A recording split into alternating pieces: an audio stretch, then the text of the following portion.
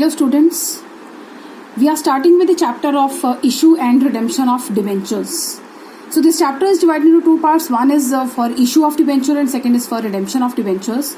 So for issue of debentures, first of all, let's take up this topic only, issuing the debentures. So it is divided into some parts. First is when the debentures are issued for consideration other than cash. So जब भी debentures consideration other than cash issue होते हैं तो इसका क्या मतलब होता है? इसका मतलब होता है कि आपने कोई चलती चलाई कंपनी खरीद ली, ठीक है, you have purchase any company and for that you have to make the payment. For example, जो आपने एसेट्स खरीदे वो आपने एसेट खरीदे 5 लाख के, जो आपने उनकी लाइबिलिटीज हैं वो आपने 2 लाख की खरीदी और जो आपने उनको पेमेंट की. अब 5 - 3 कितना होना चाहिए? Effectively 3, but you have paid them 6 lakh, आपने ज्यादा पे किया. सो ये जो डिफरेंस है 3 lakh, this comes out to be your goodwill. ठीक है, मतलब क्या हुआ? When your assets are more and when assets minus liability, this was 3 lakh whereas you have paid them 6 lakh, means you have paid more than what was required. So excess which you have paid is goodwill. On the other hand, जो आपने अगर कम पे किया तो फिर वो difference आएगा यहाँ पर. मतलब आपकी एंट्री नॉर्मली वैसे बनेगी गुडविल टू ना sundry assets to sundry liabilities to vendor. जो डिफरेंस आएगा फिर भी एंट्रीज में, डेबिट और क्रेडिट में, it will be either if it is debit then it will be goodwill, if it is credit then it will be capital reserve. Now what will happen, ये जो 6 लाख रुपया हमने देना है, there are 2 options with the company. पहली option होती है 6 lakh to cash, आप कैश में पे कर दो या बैंक टू बैंक चेक से पे कर दो. However, there is another method also. You can give them shares or debentures. So, since we are taking up debentures, so I'll take the example of debentures here. आपने क्या बोला? आपने बोला कि 6 लाख के बदले में हम आपको डिबेंचर दे देते हैं, ठीक है. अगर तो डिबेंचर्स इशू किए गए हैं फॉर डिस्काउंट तो एंट्री हमारे बनेगी vendor to discount on issue of debenture to debenture. अगर इशू किए गए हैं प्रीमियम पर तो एंट्री होगी vendor to debenture to SPR. I repeat it, अगर तो इशू किए गए हैं किसके ऊपर? डिस्काउंट के ऊपर, तो हमारी ये एंट्री बनेगी वेंडर डिस्काउंट टू डिबेंचर. अगर इशू किए गए हैं प्रीमियम पे तो एंट्री हो जाएगी vendor to debenture to security premium. This was our first method when debentures are issued for consideration other than cash. Second क्या है? Second is when debentures are issued as collateral securities. Collateral security क्या होती है?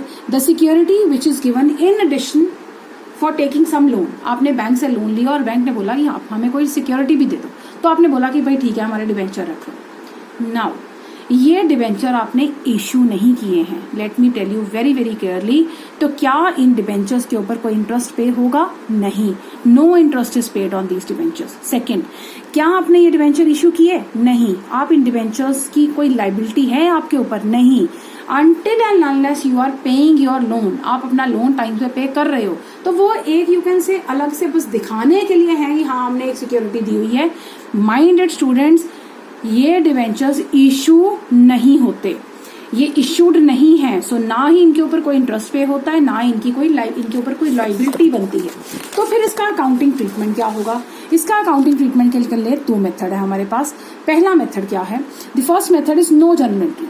मतलब कुछ भी मत करो, सिर्फ जब आपने डिबेंचर लिखे. फॉर एग्जाम्पल, कंपनी ने डिबेंचर इशू किए हुए हैं, 1 लाख के डिबेंचर इशू किए हुए हैं और 30,000 के debenture as a collateral security दिए हुए हैं. तो कंपनी जो अपनी बैलेंस शीट बनाएगी यहाँ पर 1 लाख शो करेगी और यहाँ ब्रैकेट में लिख देगी 30,000 के डिबेंचर एज कोलेटरल सिक्योरिटी हमने इशू किए हुए हैं. यहाँ पर 1,30,000 नहीं आएगा, right, because this 30,000 has not been issued. This will just keep a note of this कि हाँ ये हमने इशू किया हुआ है, ठीक है. Second is method 2. मेथड 2 में अब क्या होगा?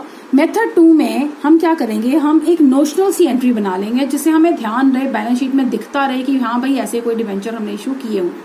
तो what we'll do, we'll make the entry debenture suspense account debited to debenture. Debenture suspense asset side में आएगा बैलेंस शीट में.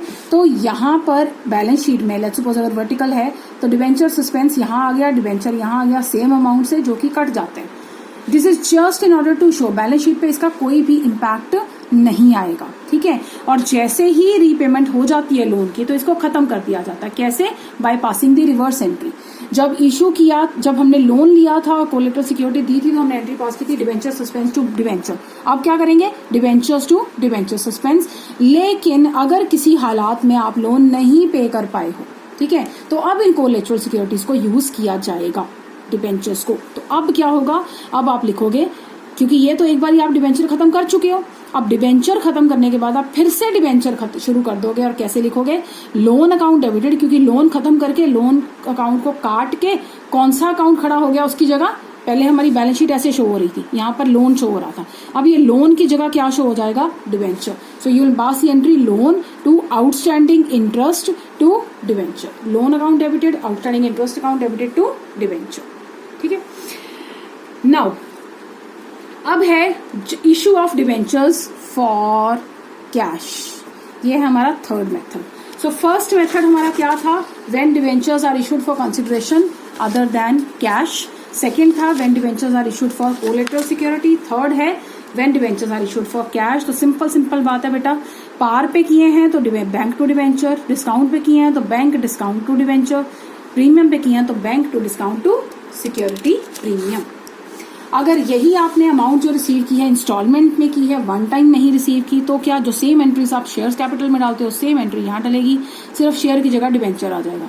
Bank to debenture application, debenture application to debenture, debenture allotment to debenture, bank to debenture allotment, debenture call to debenture, bank to debenture call. You must have noticed सब कुछ same है, share की जगह debenture लिख दिया, ठीक है।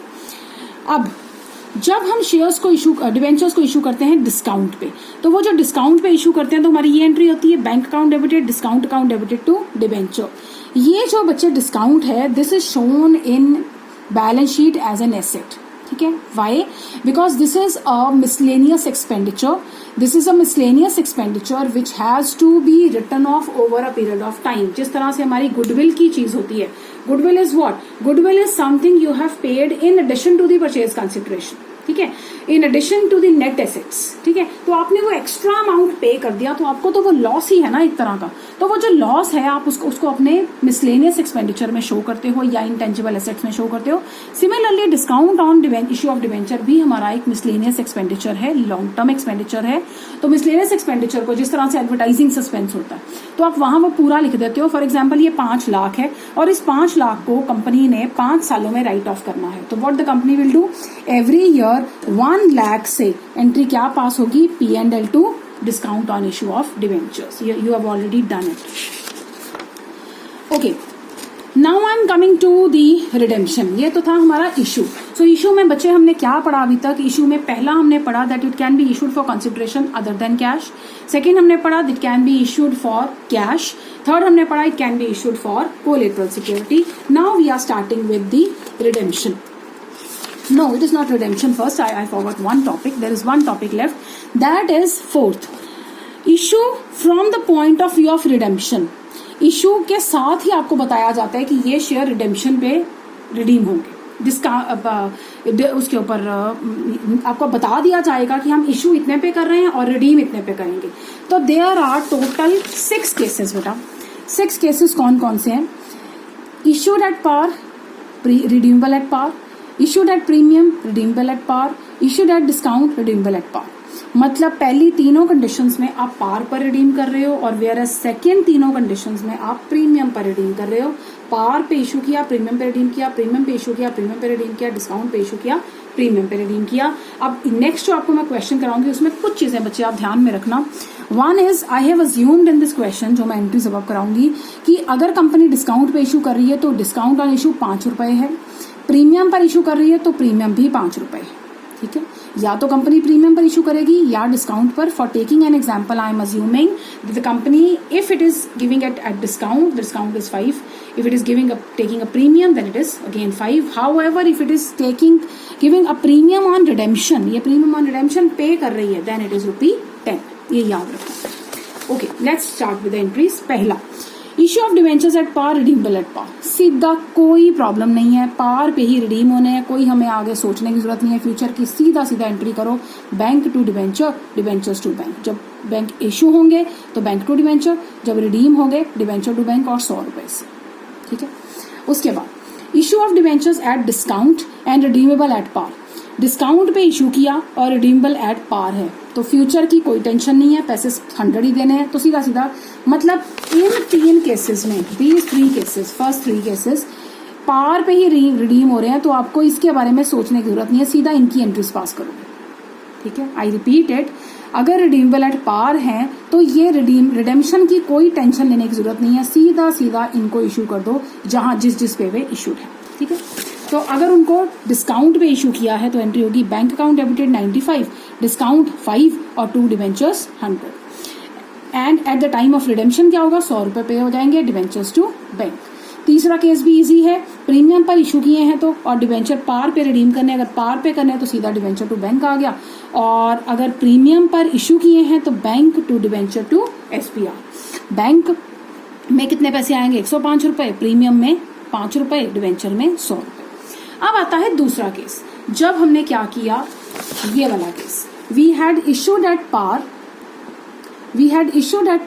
and we are redeeming at premium, we are issued at premium, again redeeming at premium, we are issued at discount and redeeming it at premium. Okay, so let's do the case D.